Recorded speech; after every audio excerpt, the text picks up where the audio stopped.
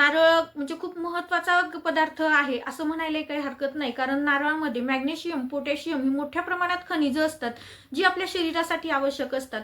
जर ते तुम्ही खाल्ली तर निश्चितच तुमचं शरीर सदृढ होण्यासाठी सुद्धा तुम्हाला फायदा मिळतो. तर फक्त प्रसाद म्हणून नाही, तर एक पोटॅशियम आणि मॅग्नेशियमचा खजाना समजून जर तुम्ही ते ग्रहण केलं किंवा खाल्लं तर निश्चितच त्याचे तुम्हाला बेनिफिट सुद्धा, फायदे सुद्धा तुमच्या शरीरात तुम्हाला पाहायला भेटतात. श्री स्वामी समर्थ. दंडवत आणि प्रणाम. मी रेखा जगदंबे माझ्या यूट्यूब चॅनलमध्ये मी तुमचं अगदी मनापासून स्वागत करते आणि आजचा दिवस तुमचा शुभ जाऊ अशी महाराजांच्या चरणी प्रार्थना करते आणि आजच्या आपल्या नवीन विषयाला मी सुरुवात करते. मैत्रिणींनो, आजचा विषय म्हणजे आपल्याला ओटीत आलेल्या नारळाचं काय करायचंय. ते नारळ म्हणजे घरातच वापरायचे, बाहेर टाकून द्यायचे का, वापरताना ते कशा पद्धतीनं वापरायचे, कशात वापरायचे, या सगळ्या माहितीचा सविस्तर व्हिडिओ आहे. तर व्हिडिओ स्किप न करता पहा, म्हणजे तुमच्या सगळ्या प्रश्नांची उत्तरं तुम्हाला मिळतील. मैत्रिणींनो, नारळाला आपण श्रीफळ असं म्हणतो. श्रीफळ म्हणजेच काय? लक्ष्मी फळ. श्रीचा अर्थ लक्ष्मी. तर लक्ष्मी स्वरूप म्हणून आपण नारळाचं पूजन करत असतो. लक्ष्मी स्वरूपामध्ये आपण ते एकमेकांना देत असतो. मग आता स्त्रीच्या ओटीमध्ये नारळ देणं याचा अर्थ काय? तर एखाद्या नारळाला कोंब फुटून त्याचं झाडामध्ये वृद्धी होते. त्याच पद्धतीनं त्या स्त्रीच्या ओटीमध्ये जेव्हा नारळ दिलं जातं तर तिचे सुद्धा वंशवृद्धी व्हावी या त्यामागचा उद्देश असतो. त्यामुळे स्त्रीच्या ओटीमध्ये नारळ दिलं जातं. किंवा एखाद्या नवीन वास्तूचं पूजन असेल किंवा एखाद्या नवीन कामाची सुरुवात असेल तर अशा वेळेस आपल्याला ओटीमध्ये नारळ दिलं जातं. त्याच पद्धतीनं आपण एखाद्या सुवासिनीची ओटी भरतो तर त्यावेळेस सुद्धा आपल्याला नारळ दिलं जातं. किंवा आपण एखाद्या मंदिरामध्ये जातो, एखाद्या देवस्थानाच्या जागी किंवा आपल्या कुलदेवीच्या स्थानी जातो तर अशा वेळेस सुद्धा आपल्याला तिथं ओटीमध्ये नारळ दिलं जातं. मग आता ओटीमध्ये जे नारळ दिलेलं असतं ते आपल्याला प्रसाद स्वरूप म्हणून दिलेलं असतं, तर त्याचा अपमान होणार नाही. कारण आपण जेव्हा ते नारळ फेकून देतो तर तेव्हा त्या नारळाचा, श्रीफळाचाच अपमान नाही, तर आपण ज्या देवतेचं पूजन करतो किंवा ज्या मंदिरामध्ये ते नारळ भेटलेलं आहे, म्हणजे प्रसाद स्वरूप आपल्याला भेटलेलं आहे, त्या देवतेचा अपमान आपल्याकडून घडला जातो. त्यामुळं त्या नारळाचं नियोजन काय करायचे, ते नारळ आपण कसं वापरायचे, तर हे सगळ्यांना माहिती असायला हवं. त्यामुळं आजचा व्हिडिओ स्किप न करता पहा. हे श्रीफळ जेव्हा एखाद्या स्त्रीला ओटीत दिलं जातं, म्हणजे प्रसादाच्या स्वरूपात असो किंवा सुवासिनीची ओटी भरलेली स्वरूप असो, कुठल्याही माध्यमातून जेव्हा आपल्याकडं प्रसाद म्हणून जेव्हा श्रीफळ येतं तर त्या श्रीफळाचं आपल्याला एक गोडाचा पदार्थ बनवून खायचा असतो. आता गोडाचा पदार्थ कधी बनवला जातो? जेव्हा आपण ते श्रीफळ फोडतो अशा वेळेस. काही वेळेस आपण मंदिरामध्ये गेल्यानंतर नारळ वाढवलं असं म्हणतात, तर म्हणजेच काय, नारळ तिथं मंदिरात जाऊन फोडणं. तर अर्धा नारळ आपण देवाला प्रसाद म्हणून ठेवतो आणि अर्धा नारळ आपण प्रसाद म्हणून घरी आणत असतो. तर असं आणलेलं नारळ फेकून न देता ते खाण्यातच जायला हवं. मग आता ते खाण्यात जायला हवं तर बऱ्याच वेळेस आपण नारळ अख्खं म्हणजे ओलं नारळ असंच खातो. काही जणांना आवडतं सुद्धा, परंतु काही जणांना दातांचा प्रॉब्लेम असल्यामुळं, चावता येत नसल्यामुळं त्यांना पूर्ण नारळ खाता येत नाही. त्यामुळं बऱ्याच घरामध्ये असंच नारळ फोडून आणलेलं नारळ सुद्धा असंच पडून राहतं आणि शेवटी ते फेकण्यात जातं. तर ते फेकण्यात जाऊ नये यासाठी आपल्याला काळजी घ्यायची आहे. त्यासोबतच जे ओटीत आपल्याला नारळ आलेलं आहे तर ते नारळ आपण घरी आणल्यानंतर ते फोडून खायचं असतं. काही घरांमध्ये असं असतं की देवाला खूप जातात, प्रत्येक देवाच्या तिथून नारळाचा प्रसाद घेऊन येतात, परंतु ती नारळ फोडली जात नाहीत, तशीच ती घरात साठवली जातात. किंवा नंतर एखाद्या देवाला जाताना तीच नारळ आपण वापरतो. किंवा एखादी सुवासिन स्त्री जर घरी आली अशा वेळेस बाहेरून नारळ आणण्याचं वाचावं म्हणून घरातल्याच आपल्याला जो प्रसाद मिळालेला असतो तोच नारळ आपण तिच्या ओटीमध्ये भरत असतो. असं न करता आपल्याला जर एखाद्या सुवासिनीची ओटी भरायची तर आपल्या घरात आपण देवाहून आणलेलं नारळाचं किंवा आपल्या ओटीत आलेलं नारळ असेल तर ते आपण दुसऱ्या स्त्रीला देऊन तिची ओटी भरायची नाही, तर ते प्रसादाचं नारळ आपण स्वतः घरामध्ये फोडून खायचंय. आता शक्यतोपर्यंत काळजी घ्यायची आहे की आपण जर नारळ आणला तर तो घरात फोडला गेला पाहिजे. जर चांगला निघाला तर तो खाण्यातही गेला पाहिजे, तो वेस्ट गेला नाही पाहिजे किंवा फेकून देण्यात गेला नाही पाहिजे. कारण आपण फेकून देणं म्हणजे त्या देवतेचा अपमान करणं आणि आपल्याला कुठल्याही देवाचा अपमान करायचा नाही.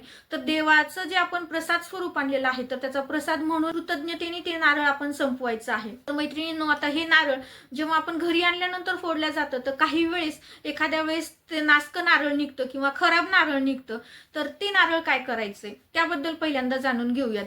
जर आपण नारळ फोडलं आणि ते नारळ जर चांगलं निघालं नाही, तर अशा वेळेस ते नारळ कचऱ्याच्या पेटीत किंवा निर्माल्यामध्ये टाकण्यापेक्षा वाहत्या पाण्यामध्ये ते नारळ सोडून द्यायचं आहे. आपण असंही म्हणतो की नारळ जर नासका निघाला किंवा नारळ जर खराब निघाला तर तो देवाला पावला, असं म्हणजे बऱ्याच भागामध्ये असं म्हटलं जातं. तर तो देवाला पावलेला नारळ आपल्याला कचऱ्यामध्ये निर्माल्यामध्ये न फेकता वाहता पाणी जर जवळ असेल, नदी जर वाहती जवळ असेल, तर तुम्ही ते नदीच्या पाण्यामध्ये त्याचं विसर्जन करा किंवा एखाद्या स्वच्छ ठिकाणी किंवा एखाद्या झाडाखाली त्याचं विसर्जन करा, परंतु ते निर्माल्यात अजिबात टाकायचं नाही. त्यानंतर जर नारळ चांगला निघालं तर ते नारळ खायचं कसं? कारण बऱ्याच जणांना ओलं नारळ खायला आवडतं, पण सगळ्यांनाच आवडतं असं नाही, किंवा खाताना काही जणांना अडचणी येतात, म्हणजे दात नसल्या कारणामुळं किंवा काही हिरड्यांचे प्रॉब्लेम असल्यामुळं त्यांना ते चावता येत नाही, त्यामुळे सुद्धा ते तसंच राहतं. तर अशा वेळेस त्या नारळाची आपल्याला बर्फी, लाडू, खीर असा कुठलाही गोडाचा पदार्थ करताना ते नारळ आपल्याला वापरायचं आहे. प्रसादाचं कुठलंही नारळ किंवा ओटीत आलेलं कुठलंही नारळ जेव्हा आपण फोडतो तर ते तिखट पदार्थामध्ये घालून संपवायचं नाही, तर त्या प्रसादाचा गोडाचाच नैवेद्य व्हायला हवा किंवा गोडाचाच पदार्थ आपल्या घरात व्हायला हवा. म्हणून आपण शक्य असेल ते गोड पदार्थामध्येच आपण वापरायचं आहे. मग आता तुम्ही त्याची बर्फी बनवू शकता, तुम्ही त्याचे लाडू बनवू शकता, तुम्ही खिरीमध्ये त्याचा वापर करा, तुम्ही शिरा बनवा, शिऱ्यामध्ये त्याचा वापर करा, अशा पद्धतीनं म्हणजे किंवा तुम्ही खोबऱ्याची पोळी सुद्धा करू शकता, खोबऱ्याच्या पुऱ्या सुद्धा करू शकता. जे काही तुम्हाला आवडतं तो गोडाचा पदार्थ बनवताना ते नारळ, प्रसादाचं नारळ किंवा ते ओटीचं नारळ आपल्याला वापरायचं आहे. परंतु ते फेकून देण्यात जाणार नाही, या गोष्टीची आपल्याला काळजी घ्यायची आहे. बऱ्याच जणांना प्रश्न पडतो की ओटीत नारळ खूप आलेली आहेत, आपण देवदर्शनासाठी 8-10 दिवसांचा प्रवास करून वेगवेगळ्या ठिकाणी देवस्थानांना भेटी देतो, तर त्यावेळेस आपल्याला प्रत्येक ठिकाणचं नारळ ओटीत आलेलं असतं, तर तेवढे नारळ नाही संपणार असं जर तुम्हाला वाटत असेल, तर अशा वेळेस एखादं नारळ तुम्ही लाल कपड्यामध्ये बांधून ते तुमच्या तिजोरीमध्ये किंवा तुमच्या कपाटामध्ये ठेवू शकता किंवा तुमच्या कुठल्या पण एका घरामध्ये एखाद्या कोपऱ्यामध्ये ते बांधून तुम्ही ठेवू शकता.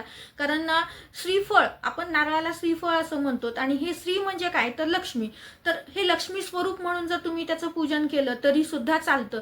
म्हणजे तुम्ही फोडून खात नसाल, तुम्हाला फोडून खाणं शक्य नसेल, तर अशा वेळेस ते निर्माल्यात न टाकून देता, कारण बराच कालावधी घरामध्ये अशीच नारळ पडून राहिल्यामुळं त्यातलं पाणी संपून जातं, म्हणजे आटून जातं, परिणामी नारळ खराब होतं आणि फोडल्यानंतर ते चांगलं निघत नाही.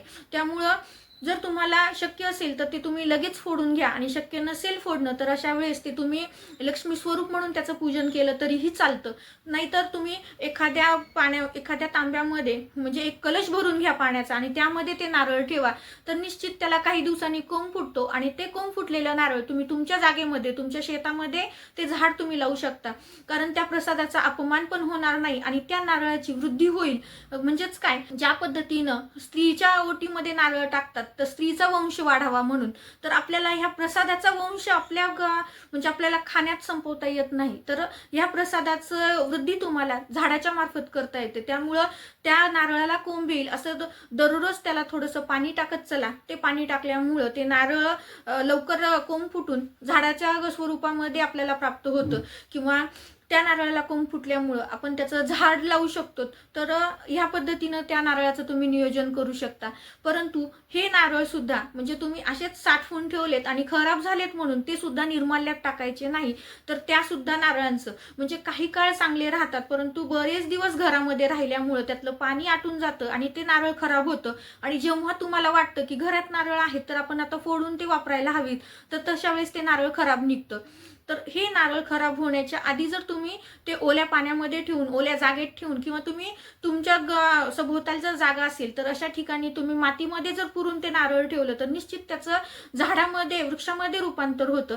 त्यामुळं जर तुम्हाला खाणं शक्य नसेल, तुम्हाला ते फोडणं शक्य नसेल, तर अशा वेळेस त्या झाडाची, त्या नारळाची वृद्धी कशी होईल या गोष्टीकडे तुम्ही लक्ष द्यायचे, किंवा ही गोष्ट तुम्ही आवर्जून करायची. परंतु ते निर्माल्यात टाकणं किंवा फेकून देणं, कचऱ्यात टाकणं या गोष्टी टाळायच्या आहेत.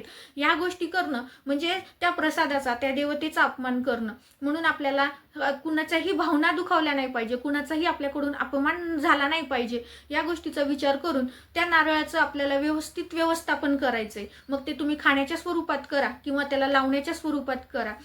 जर तुम्हाला फोडणं शक्य झालं नाही तर त्यावेळेस जसं तुम्ही खराब नारळ निघाल्याने किंवा एखादं नारळ जेव्हा नासकं निघतं त्यावेळेस जसं त्याचं आपल्याला वाहत्या पाण्यात विसर्जन करतो त्याच पद्धतीनं या चांगल्या नारळाचं सुद्धा जर तुम्हाला फोडून खाणं होत नसेल, त्याला झाडाचं वृक्षामध्ये त्याचं रूपांतर करता येत नसेल, तर अशा वेळेस ते तुम्ही नदीमध्ये विसर्जित करा, म्हणजे वाहत्या पाण्यामध्ये त्याचं विसर्जन करा, परंतु त्याचा अपमान होणार नाही या गोष्टीची काळजी घ्या. तुम्ही म्हणाल की नारळ का आपण तर असं खातोच, तर नारळाचे खूप फायदे सुद्धा आहेत. तर निश्चितच नारळ खाणं ही एक चांगली सवय आहे. आपल्या शरीरासाठी सुद्धा खोबरं खूप चांगलं असतं. खोबऱ्याचं तेल सुद्धा आपण वापरत असतो. बऱ्याचशा भागामध्ये कोकणामध्ये खोबऱ्याचं तेल दररोजच्या स्वयंपाकात सुद्धा वापरलं जातं.